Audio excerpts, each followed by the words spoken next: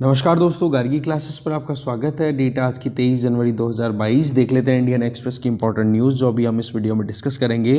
वैसे तो ये वीडियो आपको संडे को मिल जाना चाहिए था, पर वही चीज़ है, थोड़ा सा प्रोग्राम में बिजी था, मैंने बताया था आपको, इस वजह से आज ही आपको वीडियो मिल रहा है। आज की डेट है वैसे तो 24, पर आपको 23 का आज वीडियो मिल रहा है, ठीक है। तो हमारे पास में लगभग 6 से 7 न्यूज़ हैं जो हम डिस्कस करेंगे, तो टू द पॉइंट उन्हीं से बात करेंगे सीधा। चलिए स्टार्ट करते हैं डिटेल में। सबसे पहली न्यूज़ है वो ये कि बॉम्बे में एक हाई राइज बिल्डिंग में आग लग गई और आग के पीछे सेफ्टी नॉर्म्स को इग्नोर किया जाना एक बहुत बड़ा कारण बताया गया। Basically Maharashtra fire prevention and life safety measures act है 2006 का, उसकी इम्प्लीमेंटेशन प्रॉपर नहीं होती। और ये कोई महाराष्ट्र या बॉम्बे या मुंबई स्पेसिफिक चीज़ नहीं है, ये हमारे इंडिया में जहाँ पर भी अर्बन डेवलपमेंट्स हो रहे हैं वो सस्टेनेबल नहीं है। कहीं ना कहीं इनमें बहुत ज़्यादा नुकसान है। इवन आप देखो, स्मार्ट सिटी मिशन चल रहा है, अमृत मिशन चल रहा है, ये ऐसे काम है जिनके अंदर बहुत ही अच्छे से डेवलपमेंट होना चाहिए जो कि लॉन्ग टर्म बन सके, पर इनमें लापरवाहियाँ बहुत ज़्यादा हो रही हैं। तो बेसिकली जो डिजास्टर मैनेजमेंट से रिलेटेड जो हमारा जीएस पेपर 3 का टॉपिक है, उसमें आप एक बार पूरी डिटेल देखना, जिसमें ये अपने आप में ये जो हैज़ार्ड है ये भी बहुत ज़्यादा है। हैज़ार्ड तो क्या हम कहेंगे, इसको डिजास्टर ही है। फायर सेफ्टी नॉर्म्स को इग्नोर करने की वजह से जान गंवा देना, ठीक है ना। तो ये छोटी सी तो मतलब न्यूज़ तो वैसे थी, पर ये पॉइंट एक छोटा था। आगे चलते हैं। फिर नेक्स्ट हम अब डिटेल में देखेंगे, वो है नो पॉलिटिकल प्राइस, कि करंट गवर्नमेंट की जो भी पॉलिटिकल अप्रोच है काम करने की, तो उसकी वजह से कितना नुकसान इंडिया को उठाना पड़ रहा है। तो उस पॉइंट ऑफ व्यू से इस आर्टिकल को अब डिटेल में देखते हैं एक बार। तो इस आर्टिकल में देखो, दो chief economic adviser, former chief economic adviser, एक तो अरविंद सुब्रमण्यन जी और दूसरे हैं अरविंद पनगड़िया जी। तो इन दोनों के ओपिनियन बताए जा रहे हैं। तो बेसिकली स्टार्टिंग होती है कि अभी जिस तरीके से करंट रिजीम में आत्मनिर्भर भारत का जो टैग लेकर के सरकार काम कर रही है, तो उस इकोनॉमिक पॉलिसी की वजह से कितने नुकसान हो रहे हैं। तो इन चीज़ों के बारे में अगर हम फॉर्मर इन दोनों इकोनॉमिक एडवाइजर्स के ओपिनियन अगर हम समझें, तो इनका ये कहना था कि अभी के टाइम पे जो सरकार के द्वारा काम किए जा रहे हैं उनमें 3 तो मेजर कंसर्न्स है, बाकी छोटे मोटे और ज़्यादा कंसर्न वाली चीज़ें हैं। जैसे एक तो सब्सिडी देना, एक प्रोटेक्शनिज्म और एक ट्रेड एग्रीमेंट्स को ख़त्म कर देना। फॉर एग्जाम्पल सब्सिडीज़ की बात करें तो अभी हमने बात कर ली थी 24 जनवरी वाला जो हमने वीडियो डिस्कस किया है न्यूज़ और एक्सप्लेन का, उसमें बताया है कि फूड और फर्टिलाइज़र सब्सिडी लगातार बढ़ती चली गई। वो बात ठीक है, इसके पीछे 2 कारण थे। पहला कारण कि जो फूड कॉरपोरेशन ऑफ इंडिया है उसके ऊपर डेट ज़्यादा बढ़ गया था, इसकी वजह से सरकार को वहाँ पर सपोर्ट देना पड़ा। दूसरी तरफ इंटरनेशनल प्राइसेस की बात करें तो फर्टिलाइज़र्स की जो अवेलेबिलिटी है वो शॉर्टेज रही, और फिर कोविड की वजह से। तो ये कुछ कारण थे जिसकी वजह से सब्सिडी राइज हुई। पर ये कहीं ना कहीं इंटरनेशनल ट्रेड या इंटरनेशनल रिलेशंस में ट्रेड पॉइंट ऑफ व्यू से नेगेटिव होते हैं। दूसरा प्रोटेक्शनिज्म, कि हमने लगातार हमारे यहाँ पर इस तरीके की एक्टिविटीज़ की जिसकी वजह से ट्रेड बैरियर्स हैं वो राइज़ कर दिए, टैरिफ राइज़ कर दिया, काउंटरवेलिंग ड्यूटी लगा दी, इंपोर्ट है उसको रोकने की कोशिश की। तो बोले ये अपने आप में ओपन इकोनॉमी के अगेंस्ट में जा रहा है। इसके अलावा regional trade agreement, for example RCEP, regional comprehensive economic partnership जो एग्रीमेंट हुआ था, मतलब जिसके नेगोशिएशंस 2012 से लगातार चल रहे थे, उससे गवर्नमेंट ऑफ इंडिया ने विड्रॉ कर लिया। तो बोले ये कुछ कंसर्न्स हैं। इसके अलावा कुछ और भी डाउट्स हैं। For example anti federal stance, अभी आपको पता है लेटेस्ट ही अगर कोई मुद्दा अगर हम हाईलाइट करें यहाँ पे, तो आपने देखा कि जो IAS ऑफिसर्स के सेंट्रल डेपुटेशन के लिए जो नए रूल्स गवर्नमेंट ने रिलीज़ किए हैं, उसको लेकर के अलग अलग स्टेट्स का ये कहना है कि भाई ये कहीं ना कहीं फेडरल जो हमारी थीम है हमारे कॉन्स्टिट्यूशन की, उस पर क्वेश्चन मार्क है। मेजोरिटेरियनिज्म, जिसमें आप देखते हो कि माइनॉरिटीज़ के साथ में जो एक तरीके से बिहेवियर देखने को मिल रहा है, उसको लेकर के बहुत सारे इश्यूज हाईलाइटेड हैं। इसके अलावा जो independent institutions, for example election commission of India या फिर कोई और इंस्टीट्यूशन, बोलो उनके इंडिपेंडेंस को अंडरमाइन किया जा रहा है। तो बोलो एक तो ये पॉइंट आता है। फिर बाद में अगर हम ट्रेड टैरिफ्स की बात करें तो एवरेज टैरिफ हुआ करता था यूपीए गवर्नमेंट के टाइम पे बोले 12%, जो कि बढ़ करके 18% हो गया है। तो ये कहीं ना कहीं इम्पोर्ट को रोकना ये मुश्किलें पैदा कर देता है। फिर जब हम बात करें जब हमने एलपीजी पॉलिसी 1991 में अडॉप्ट की थी, लिबरलाइजेशन, प्राइवेटाइजेशन, ग्लोबलाइजेशन, बोले उसके बाद में लगातार कहीं ना कहीं हम जो आगे कदम बढ़ा रहे हैं उनमें यू टर्न वाला जो फील है वो आ रहा है। इसके आगे फिर अरविंद पंड और इसके आगे ये भी बोला जा रहा है कि हम चाहे पॉलिटिकल या डिफेंस मल्टीलैटरल पैक्ट्स की बात करें, उनमें तो हम बहुत आगे बढ़ रहे हैं, जैसे कि गसोमिया, कोमकासा, कॉड, फिर सेकंड कॉड जो वेस्ट एशिया में साइन हुआ है जिसमें यूएई, इजराइल, यूएस और इंडिया, ठीक है, रेलॉस, बोले ये जो multilateral defence and political agreements इन पे तो हम लगातार बढ़ रहे हैं, और जस्ट इसका ऑपोजिट हो रहा है ट्रेड एग्रीमेंट्स में, हम इकोनॉमिकली इतना ज़्यादा अच्छे से एंगेज नहीं कर पा रहे हैं। दूसरी तरफ फिर अरविंद पनगड़िया जी, वो भी अभी फ़िलहाल यूएसए की एक प्रोमिनेंट यूनिवर्सिटी में पढ़ा रहे हैं, ठीक है, और अरविंद सुब्रमण्यन जी भी अभी करंटली प्रोमिनेंट यूनिवर्सिटी में पढ़ा रहे हैं। तो उनका भी यही कहना है कि इकोनॉमी को वाइडली ओपन करने की ज़रूरत है, हमें ट्रेड एग्रीमेंट्स ज़्यादा से ज़्यादा करने की ज़रूरत है, ठीक है। हायर एजुकेशन में जो भी लूप होल्स हैं उनको करेक्ट करो। For example UGC, university grant commission को अबॉलिश करो, जो कि 1956 में इस्टेब्लिश हुआ था। अब नए मॉडर्न लॉज जो ग्लोबल जो एजुकेशन पैटर्न देखने को मिल रहा है उसके हिसाब से हमें एजुकेशन प्रोवाइड करनी चाहिए। तो ऐसे में राइटर जो हैं पी चिदम्बरम जी, वो ये कहना चाह रहे हैं कि यहाँ पर आप देखो कि अरविंद सुब्रमण्यन जी और अरविंद पनगड़िया जी की जो स्टेटमेंट है वो कुछ ऐसे हैं कि इन्होंने सरकार को लगभग अपनी सर्विसेज दी 4 साल तक, फिर इन्होंने अपनी सर्विसेज छोड़ दी, कारण कि सरकार तो खुश थी पर ये सरकार की पॉलिसी से खुश नहीं थे, क्योंकि इकोनॉमी में जो भी एक हम लिबरलाइजेशन लाना चाहते हैं, वर्ल्ड लीडर बनना चाहते हैं इकोनॉमिकली, तो उस केस में ये पॉलिसीज़ कहीं ना कहीं नेगेटिव साबित हो सकती हैं, और इसके कहीं ना कहीं कॉन्सिक्वेंसेस भी हमें देखने को मिल रहे हैं। अब वो कॉन्सिक्वेंसेस को डिटेल में देखते हैं। अब कॉन्सिक्वेंसेस क्या है इन पॉलिसीज़ के, वो देखो। सबसे पहला तो पर कैपिटा इनकम जो है वो इंडिया में डिक्लाइन कर गई, अगर हम एवरेज निकालें तो भी, और गरीब और ज़्यादा गरीब हो गया। और मेनली अभी हमने बात भी की थी 24 तारीख का जो हमारा डिस्कशन था, उसमें 60% जो पॉपुलेशन है इंडिया की, 60% जो हाउस होल्ड हैं उनकी डिस्पोजेबल इनकम डिक्लाइन हुई है, रिमेनिंग 40% में थोड़ा राइज देखने को मिला है। इसके अलावा छोटे बच्चों में माल न्यूट्रिशन या फिर आप स्टंटिंग या वेस्टिंग, इसकी बात कर लो, ये भी राइज हुआ है। हमारा ग्लोबल हंगर इंडेक्स में जो रैंक 94 हुआ करता था वो और ज़्यादा डिक्लाइन होकर के हम ग्लोबल हंगर इंडेक्स में 104वें नंबर पे पहुंच गए हैं। आ जाओ फिर कि बहुत सारे लोग हैं वो गरीबी के चंगुल में फंस गए हैं। उसके कारण क्या क्या हैं, वो 3 जो मेन चीज़ें हैं। सबसे पहला काम तो डिमोनेटाइजेशन, दूसरा पुअर इम्प्लीमेंटेशन ऑफ जीएसटी, और तीसरा फिर कहा जाता है कोविड। बोले इन तीनों ने मिलकर के और बहुत बुरे हाल कर दिया हमारी इकोनॉमी के। एमएसएमई को सपोर्ट की ज़रूरत है, वो सपोर्ट नहीं दिया जा पा रहा है, ठीक है। गरीबों को जो कैश सपोर्ट चाहिए, कैश का, वो अवेलेबल नहीं है। पेंडेमिक का मिसमैनेजमेंट, इसको लेकर के यहाँ पर काउंटर किया जा रहा है। फिर आ जाओ अनएम्प्लॉयमेंट रेट, अर्बन एरियाज़ में 8.4% और रूरल में 6.4% चल रही है, तो बेरोज़गारी भी कम नहीं है, बहुत है। फिर आ जाओ महंगाई, इन्फ्लेशन, जो आरबीआई की मॉनेटरी पॉलिसी कमेटी को गवर्नमेंट ऑफ इंडिया के द्वारा 4 ± 2% का जो रेंज दी हुई है ना, इसका मतलब 2 से 6% की रेंज में इन्फ्लेशन को हमें रखना है। उसमें अभी इन्फ्लेशन चल रही है 5.6%, जो कि अपने आप में बहुत ज़्यादा है। फिर आ जाओ डायरेक्ट और इनडायरेक्ट टैक्सेस, जीएसटी इंप्लीमेंटेशन इतनी अच्छी रही नहीं है और इनडायरेक्ट टैक्सेस भी लगातार बढ़ते चले जा रहे हैं, तो इसकी वजह से भी कहीं ना कहीं डिस्पोजेबल इनकम है वो कम बच पा रही है लोगों के पास में। फिर आ जाओ पेट्रोल, डीजल, एलपीजी, इनकी प्राइसेस इतने बढ़ गए हैं कि सरकार केवल प्रॉफिट मेकिंग पे ध्यान दे रही है।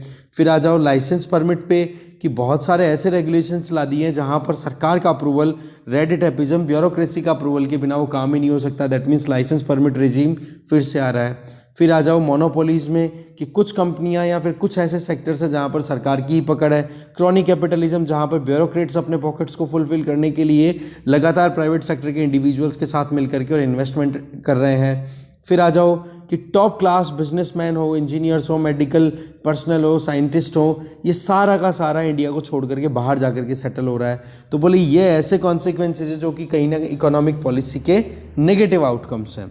अब देखो इन्हीं चीज़ों को आगे डिटेल में और ज़्यादा समझाया जा रहा है। तो मेन जो कॉन्सिक्वेंसेज हैं वो आपके सामने हैं, ठीक है। फिर आ जाओ ग्रोथ इनजस्टिस। तो वर्ल्ड इनइक्वालिटी रिपोर्ट के हिसाब से देखें 2022 में जिसके ऑथर है एल एल चैंसल और टी पिकेटी। इनका ये कहना है कि इंडिया की जो टॉप 10 एडल्ट पॉपुलेशन है पैसे के मामले में, उनके पास में 57% नेशनल इनकम आती है।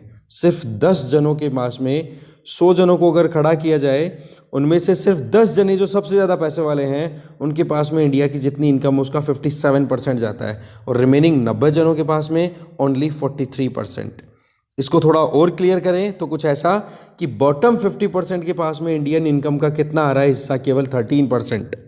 यही चीज़ ऑक्सफैम रिपोर्ट ने भी अपनी तरफ से बात रिलीज़ की कि इनइक्वालिटीज़ बहुत ज़्यादा है, और यही चीज़ हमने अभी देखी थी आइस 2022। इसमें भी क्या बताया था, के टाइप रिकवरी हो रही है कि कुछ लोग हैं बहुत पैसे वाले बनते चला रहे, ज़्यादातर लोग रिकवर ही नहीं कर पा रहे, वो तो पुअर्टी के चंगुल में फंसते चले जा रहे हैं। बोले ये चीज़ें क्या शो कर रही है कि कहीं ना कहीं अब जो बजट आने वाला है ना, उस बजट में हमें चेंजेस लाने की ज़रूरत है, नहीं तो इसी तरीके का ट्रेंड अगर चलता रहा तो नुकसान ज़्यादा होंगे। तो ये इकोनॉमिकली अपनी तरफ से बात बताइए। अब आपको क्या करना है, ये हमारे पास में नेगेटिव पॉइंट्स आ गए, अब आपको पॉजिटिव पॉइंट्स आपको गेन करने हैं खुद से कि सरकार की जो करंट पॉलिसीज़ हैं उसके क्या क्या फ़ायदे हो पा रहे हैं। ठीक है, तो ये आपके लिए टास्क है। नेगेटिव पॉइंट्स तो यहाँ पर पी चिदम्बरम जी ने हमें बताई दिए सारे। आगे चलते हैं अभी। फिर देखो वर्ल्ड पेज पे एक न्यूज़ है, न्यूज़ तो इतनी डिटेल वाली डिस्कस करने के लिए नहीं है, पर हाँ आपके लिए टास्क है, वो देख लेते हैं। पहले सवाल ये है कि यूएसए ने जब एक बेल्जियम में जब ये बातचीत हुई, ठीक है, डब्ल्यूएचओ की बिल्डिंग या डब्ल्यूएचओ का हेडक्वार्टर आपको पता है जिनेवा स्विट्जरलैंड में, तो अभी बेल्जियम में मीटिंग हो रही थी, तो बातचीत ये थी कि डब्ल्यूएचओ को और ज़्यादा इंडिपेंडेंस देनी चाहिए। तब यूएसए ने वहाँ पर अपोज किया, जबकि यूएसए वर्ल्ड हेल्थ ऑर्गेनाइजेशन को फंडिंग देने वाले कंट्रीज़ में सबसे ज़्यादा फंड यूएसए ही देता है।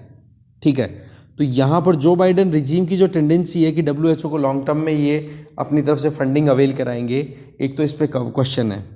ठीक है, दूसरा अब आपको क्या करना है वो ये डब्ल्यूएचओ के बारे में यूपीएससी पॉइंट ऑफ व्यू से पूरी डिटेल गेन कर लो आप। ठीक है, आगे चलते हैं। फिर आ गए हम इकोनॉमी पेज पे। इकोनॉमी पेज पे हमारे पास में दो न्यूज़ है, दोनों को डिटेल में देखते हैं। पहली न्यूज़ है पब्लिक वाईफाई हॉटस्पॉट अगर लगा दिए जाएं तो लगभग 2 से 3 करोड़ जॉब अपॉर्चुनिटीज़ क्रिएट की जा सकती है। ये बात कही है डिपार्टमेंट ऑफ टेलीकम्युनिकेशन के जो सेक्रेटरी हैं उनके द्वारा। देखो वाईफाई हॉटस्पॉट के बारे में आप अब बहुत अच्छे से जान रहे हो, क्योंकि आपको पता ही है कि आप फ़ोन यूज़ करते हो, तो ये प्रिज्यूम्ड है कि आपको पता होगा कि वाईफाई और हॉटस्पॉट क्या होता है। और पब्लिक का मतलब हो गया कि गवर्नमेंट के द्वारा ओपनली सबके लिए ये हॉटस्पॉट और वाईफाई के जो लोकेशंस है इस तरीके से ओपन कर दी जाए, जहाँ पर 2 रुपये से लेकर 20 रुपये का रिचार्ज कराओ, टोकन मिलेगा और उसमें डेटा मिल जाएगा, और उस डेटा को आप अपने मन में आए ना उस टाइम पे यूज़ करो। ठीक है ना, तो बेसिकली अभी 3rd wifi India virtual summit हो रही है 2022 की, जिसमें 2022 का ये समिट है, 3rd समिट है वैसे ही ओवरऑल। के राजा रामन जो कि टेलीकॉम और इंटरनेट सर्विस प्रोवाइडर्स से बातचीत कर रहे थे, तो क्यों ना हम वाउचर बेस्ड पीडीओज ओपन करें। अब ये पीडीओज क्या है उनके बारे में थोड़ा जानें। ये होंगे पब्लिक डेटा ऑफिसेस। ठीक है, कि लोगों को डेटा अवेलेबल कराने के लिए एक तरीके से एंटिटीज अथॉरिटीज स्टैब्लिश करें। ओके, तो इसमें यह है कि सीधी सी बात, अगर इंटरनेट फैसिलिटीज़ गाँव में या फिर सेमी अर्बन एरियाज़ में अवेलेबल होगी तो उसका कितना बेनिफिट होगा, क्योंकि फिर वो डेटा कनेक्टिविटी इंश्योर कर पाएंगे। ठीक है ना, तो इसके लिए सरकार के द्वारा एक स्कीम है, उसमें काम भी किए जा रहे हैं, जिसका नाम है प्रधानमंत्री wifi access network interface, that is PM वाणी, जिसमें पीडीओज और पीडीओ एग्रीगेटर्स इनको सेटअप करने की बात की गई थी। जिसका मेन काम क्या था कि आप देखोगे कहीं पर भी अगर हॉटस्पॉट या वाईफाई का एंटीना कहीं पर भी डिप्लॉय किया जाता है, जहाँ से इंटरनेट कनेक्टिविटी आसपास के एरिया में मिल जाए लोगों को, तो उसके लिए वहाँ पर कोई ना कोई तो ऐसी सेंट्रलाइज एंटिटी या अथॉरिटी होनी चाहिए ना, जो रेगुलेट कर सके कि हाँ जी आपका इतना इंटरनेट था, हो गया आपका काम खत्म। ठीक है, या फिर कनेक्टिविटी में कोई इशू आए, असिस्टेंस प्रोवाइड कर सके, तो उसके लिए ये पीएम वाणी स्कीम है, ये अपने आप में इम्पोर्टेंट हो जाती है।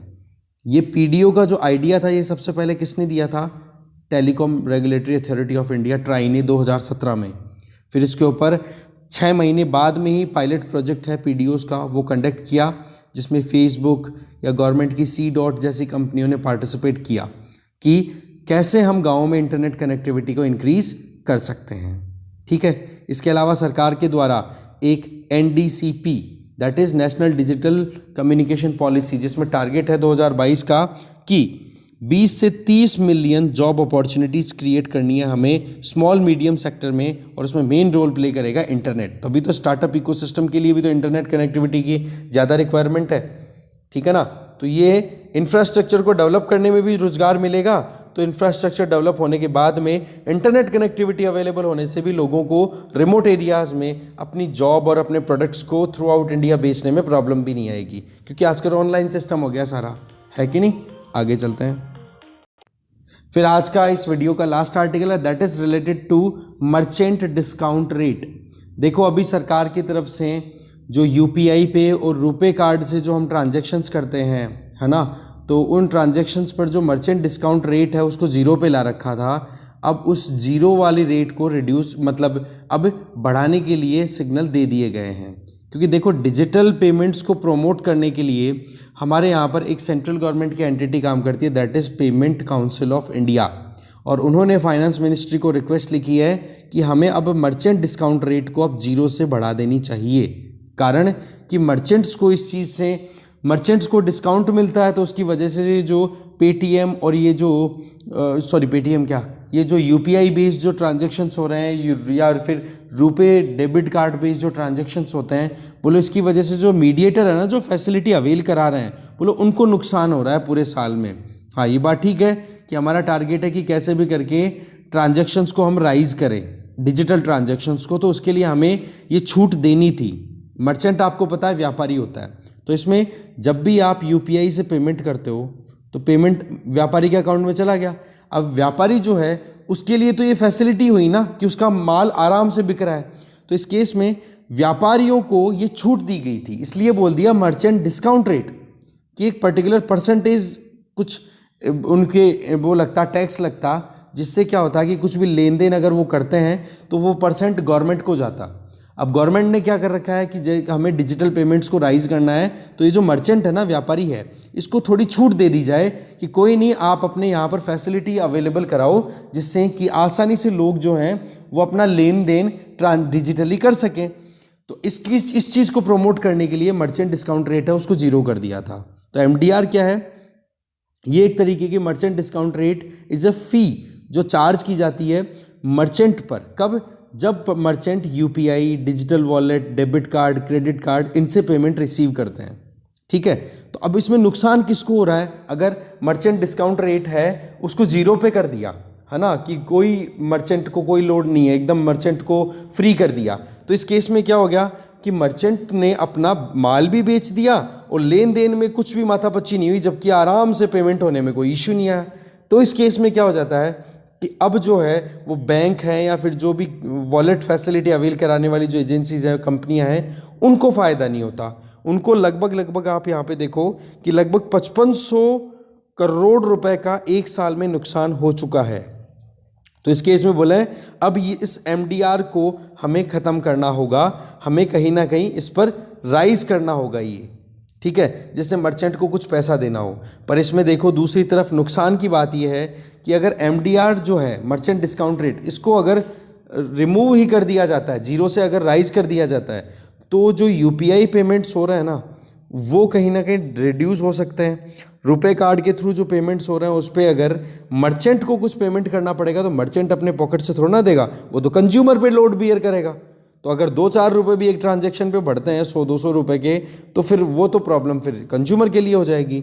रही सही में अर्बन और सेमी अर्बन और रूरल एरियाज़ में जो आज के टाइम पे डिजिटल प्लेटफॉर्म बेस्ड जो इकोसिस्टम डेवलप हो रहा है, बोलो उसके लिए ज़्यादा चैलेंजेस हो जाएंगे।